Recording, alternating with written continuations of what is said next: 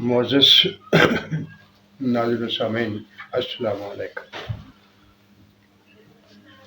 آج میں آپ کو ایک کہانی سنانے لگا ہوں۔ آپ نے غور سے اس کہانی کو سننا ہے اور بعد میں اس کے بارے میں، اس کے نتیجے کے بارے میں گفتگو کرتے ہیں۔ کہانی اس طرح ہے، پرانے وقتوں کی بات ہے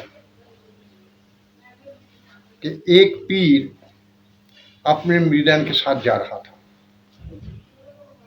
پرانے وقتوں میں بھی ایسا ہوتا تھا کہ پیر آتے تھے، سارے ان کے مریدان ہوتے تھے، قافلے چلتے تھے، گزارا کرتے تھے، کہیں ڈیرا لگا لیا، کچھ دن رہے پھر آگے چلے گئے۔ اس لیے پرانے زمانے کا ہے۔ انہوں نے ایک جگہ ڈیرا لگایا اور چکر لگانے کے لیے گاؤں میں نکلے۔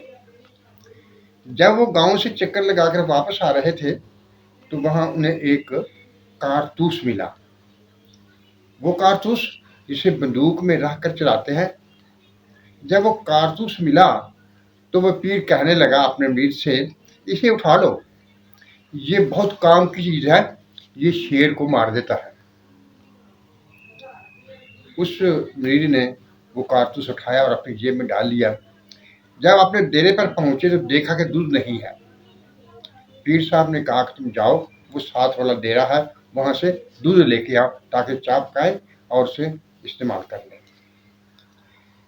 جب وہ مرید اس ڈیرے کی طرف گیا تاکہ دودھ لا سکے تو اس ڈیرے والوں نے اپنی حفاظت کے لیے ایک کتا پال رکھا تھا اور بڑا زبردست کتا تھا۔ جب وہ مرید اس ڈیرے کے قریب پہنچا تو وہ کتے نے دیکھا کہ وہ غیر شخص ان کے ڈیرے کی طرف آ رہا ہے تو وہ بھاگا اور اس نے اس مرید پر حملہ کر دیا۔ جب اس مرید کی کوئی ہمت نہ جٹی کہ وہ اس کتے کو بہت بھگا سکے یا اس سے مقابلہ کر سکے تو اس نے سوچا، وہ جو کارتوس پیر صاحب نے کہا تھا کہ یہ شیر کو مار دیتا ہے اور اب میری جان پر بن گئی ہے تو کیوں نہ میں اس کو استعمال کر لوں۔ یہ سوچ آتے ہی اس نے وہ جیب میں سے کارتوس نکالا اور اس کتے کی طرف زور سے پھینک دیا۔ جب اس نے اس کارتوس کو کتے کی طرف پھینک دیا، آپ جانتے ہیں کتے کی فطرت کو کہ جب اسے کوئی کی طرف کوئی روڑا یا وٹا پھینکا جائے تو وہ اور زیادہ غصے میں آتا ہے اور زیادہ تیزی سے حملہ کرتا ہے۔ جب اس مرید نے وہ کارتوس کتے کی طرف پھینکا، تو اس نے کتے کو کیا کرنا تھا؟ اب وہ کتا اور ناراض ہوا، غصے میں آ گیا اور اس نے تیزی سے اس مرید پر حملہ کیا اور اسے گرا لیا۔ جب اس ڈیرے والے نے دیکھا کہ کتا اس آدمی کو لے گیا تو وہ بھاگا اور اس نے آ کر اس مرید کو کتے سے چھڑایا، اسے پوچھا ہاں بھی کیسے آئے تھے، معذرت بھی کی اس سے۔ اس نے کہا یہ بات ہے، میں دودھ لینے کے لیے آیا تھا اور آپ کے کتے نے مجھے وہ گرا لیا۔ اس ڈیرے والے نے، اس گھر والے نے اس کو ساتھ لیا، اسے دودھ دیا اور اسے واپس اپنے حدود سے باہر چھوڑ گیا۔ جب وہ مرید اپنے پیر کے پاس واپس پہنچا تو مرید بہت غصے ہوا، اپنے پیر سے جھگڑنے لگا، یہ کیا تم نے کیا؟ تم نے کہا تھا اس کے شکار تو شیر مر جاتا ہے، وہ کتے نے جب مجھے حملہ کر دیا تو میں نے اسے پھر وہ کتا ہی نہیں مرا اس سے، یہ آپ نے کیسا کیا کہہ دیا مجھے، آپ نے جھوٹ بولا تھا۔ وہ پیر کہنے لگا، بھائی ناراض کیوں ہوتے ہو، پوری بات تو سنو۔ بات یہ ہے کہ ایک بندوق ہوتی ہے اور یہ کارتوس اس میں ڈالتے ہیں، اس کے ڈال میں پھر اسے فائر کرتے ہیں تو جس کو لگتا ہے اس کو مار دیتا ہے۔ تم نے بندوق کے بغیر اس کو پھینک دیا، اس نے کیا کرنا تھا؟ معزز ناظرین سامعین، یہ کہانی جو میں نے آپ کے سامنے رکھی ہے، آپ کے سامنے آپ کو سنائی ہے، دیکھیے کارتوس وہی ہے جو چلنے کے بعد جب اسے بندوق میں ڈال کر چلایا جاتا ہے تو وہ کام کرتا ہے، اگر اسے بندوق میں ڈال کر نہ چلایا جائے تو وہ کام نہیں کرتا۔ اسی طرح سے خدا تعالیٰ کے جتنے بھی قانون ہیں بنائے ہوئے، اگر ان کو ان قوانین کے مطابق استعمال کیا جائے گا تو سب کام ہوگا، اگر اس قوانین کے مطابق کام نہیں کیا جائے گا تو کچھ بھی نہیں ہوگا۔ پہلی چیز لے لیجئے، رب نے کہا میں رازق ہوں، میں سب کو رزق دیتا ہوں، لیکن رزق کے لیے محنت کرنا پڑتی ہے۔ آپ دیکھتے ہیں کہ لوگ دن رات کام میں مصروف ہوتے ہیں، دن رات کام کرتے ہیں، तब जाकर कहीं उनका हिस्से का रिज़्क मिलता है। इसके अलावा जितनी भी दुनिया में तरक्की होती है, जितने भी काम होते हैं, हत्ता कि हजूर अकरम सल्लल्लाहु अलैहि वसल्लम को इस दीन की दुनिया में कायम करने के लिए, औज तक पहुंचाने के लिए मेहनत करना पड़ी, जिसमें जंग बदर की भी है, जिसमें जंग ओहद भी है, और जिसमें दूसरी जंगें भी हैं। यानी घर बैठे कोई काम नहीं होता, जब आप मेहनत करेंगे तो फिर उसका नतीजा आपको मिलेगा। अब बात समझ में आई? यानी उन कवानीन पर अमल करना पड़ता है, उनके मुताबिक चलना पड़ता है, तो फिर हासिल होता है। बात जैसे अल्लाह ताला ने कहा कि मैं राज़िक हूँ, रब राज़िक है, रिज़्क देना उसी की जिम्मेदारी है, लेकिन उसके लिए भी मेहनत करना पड़ेगी। इसी तरह से तमाम मामलात जो दुनिया के हैं, उनको करने के लिए भी उन असूलों पर अमल करना पड़ेगा, तो फिर जाकर नतीजा हासिल होगा। अब देखिए कुरान हमें कहाँ से मिला? अल्लाह ताला कहता है कि हमने कुरान को नाज़िल किया, लेकिन कुरान उस वक्त बना जब हजूर अकरम सल्लल्लाहु अलैहि वसल्लम की ज़ुबान मुबारक से अदा हुआ। कुरान का एक लफ्ज़, कुरान की एक आयत भी ऐसी नहीं है जो हजूर अकरम सल्लल्लाहु अलैहि वसल्लम के ज़ुबान मुबारक से अदा ना हुई हो और वो कुरान बन गई हो। यानी वो नबी का वास्ता, वो नबी का वसीला दरमियान में मौजूद है, जिसके वजह से हमें कुरान मिला। जब कुरान हमें नबी के वास्ते से मिला तो और क्या चीज़ है जो हमें नबी के वास्ते से के बगैर मिल जाएगी? दुनिया में नाम, दुनिया में हशम, दुनिया में कदर, सब हमें नबी के ज़रिए से मिलेगी। दुनिया में रिज़्क नबी के ज़रिए से मिलेगा। आज कहा जाता है डायरेक्ट अल्लाह ताला से मांगो, जुर्म नहीं है, अल्लाह ताला से डायरेक्ट मांगना चाहिए, हर वक्त मांगना चाहिए। लेकिन एक सहाबी हजूर सल्लल्लाहु अलैहि वसल्लम के पास गए तो हजूर सल्लल्लाहु अलैहि वसल्लम ने खुद इरशाद फरमाया, मांगो मुझसे क्या मांगते हो।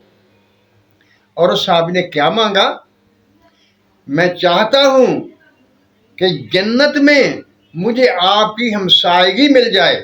हजूर अकबर ने ये नहीं कहा कि ये तो अल्लाह का काम है, अल्लाह से मांग रहे हैं तो मुझसे क्यों मांग रहे हो। जैसा कि हजूर ने खुद कहा, मांगो मुझसे। कुरान में एक आयत मुबारक, वाइज़ा साला का इबादी अन्नी फ़इन्नी करीब उजीबु दावत दाई इज़ा दान है। कैसे लोग हैं, कैसा तर्जमा कर देते हैं।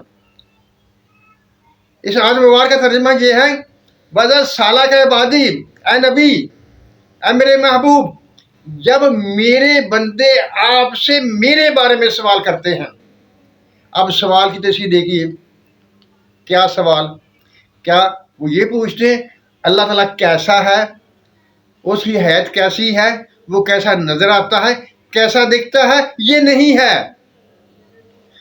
वो अपनी ज़रूरतें जो उनकी होती हैं जब वो मांगते हैं, वाइज़ा साला का इबादी, जब मेरे बंदे आपसे सवाल करते हैं, फ़इन्नी करीब, मैं करीब होता हूँ। शर्त आ गई, जब अल्लाह ताला ने कहा मेरे बंदे आपसे मेरे बारे में सवाल करें तो मैं करीब हूँगा, उनकी दावत को कबूल करूँगा, उनके मामलात को हल करूँगा।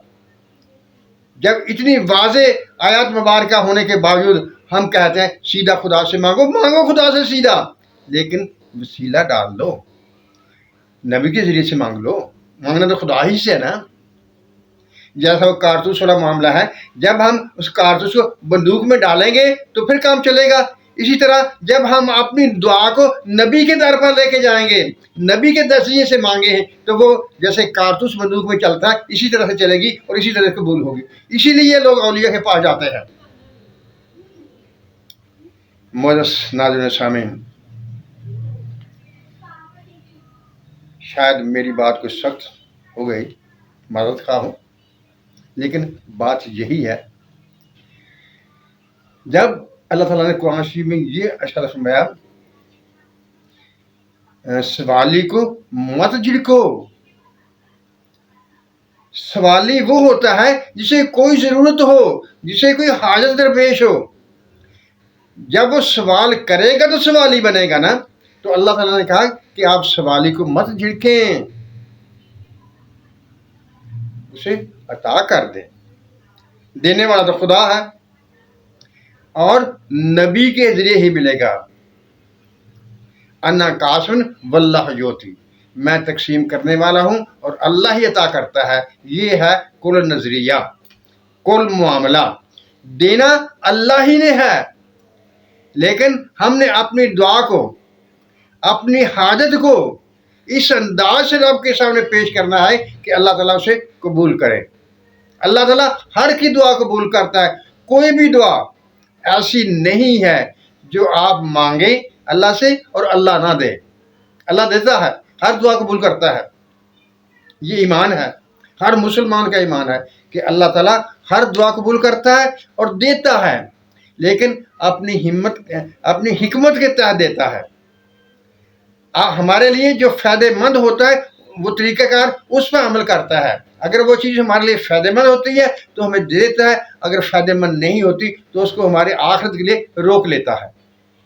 لیکن اگر ہم چاہتے ہیں کہ ہماری تمام دعائیں اللہ تعالیٰ قبول کرے اور ہمیں دے، تو ہمیں نبی کے در کو استعمال کرنا پڑے گا، ہمیں نبی کے پاس جانا پڑے گا، اور اس کے ذریعے سے ہم اپنی دعائیں جب اللہ کے حضور پیش کریں گے تو انشاءاللہ تعالیٰ ہماری ہر دعائیں قبول ہوگی۔